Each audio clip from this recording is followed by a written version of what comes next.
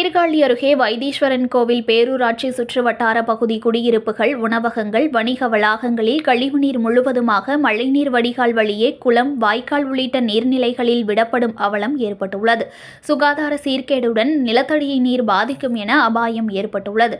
மயிலாடுதுறை மாவட்டம் வைத்தீஸ்வரன் கோவில் பேரூராட்சிக்கு உட்பட்ட வைத்தீஸ்வரன் கோவில் பிரசித்தி பெற்ற கோவில் நகரமாகவும், நவகிரக ஸ்தலங்களில் முதன்மையான செவ்வாய் ஸ்தலமாக தையல் நாயகி அம்மனுடன் ஆகிய வைத்தியநாத சுவாமி திருக்கோவில் அமைந்துள்ளது.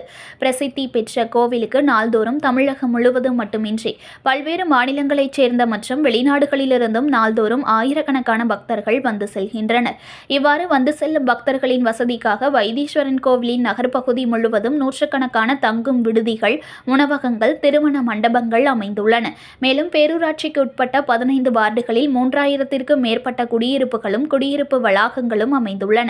ஆனால் வைத்தீஸ்வரன் கோவில் பேரூராட்சியில் முறையான கழிவுநீர் கால்வாய் வசதி செய்யப்படவில்லை. வைத்தீஸ்வரன் கோவில் தேரோடும் 4 வீதிகளில் துவங்கப்பட்ட வடிகால் பணிகளும் பாதியிலேயே நின்று போனது.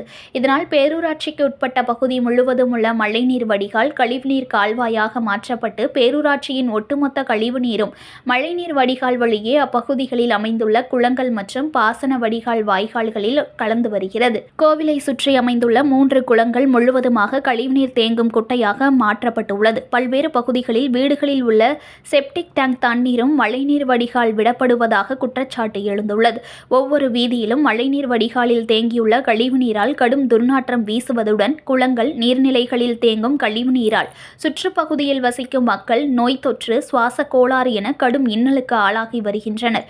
குளங்கள் மற்றும் வாய்க்கால்களில் தேங்கும் கழிவுநீரால் நிலத்தடி நீரின் தன்மையும் மாறி பயன்படுத்த முடியாத நிலைக்கு சென்றுள்ளது. எனவே வைத்தீஸ்வரன் கோவில் பேரூராட்சி பகுதியில் மழைநீர் வடிகாலில் கழிவுநீர் கலப்பதை தடை செய்யவும், நகர்ப்பகுதி முழுவதும் கழிவுநீர் கால்வாய் அமைத்து சீரமைக்க வேண்டும் எனவும் அப்பகுதி மக்கள் கோரிக்கை விடுத்துள்ளனர்.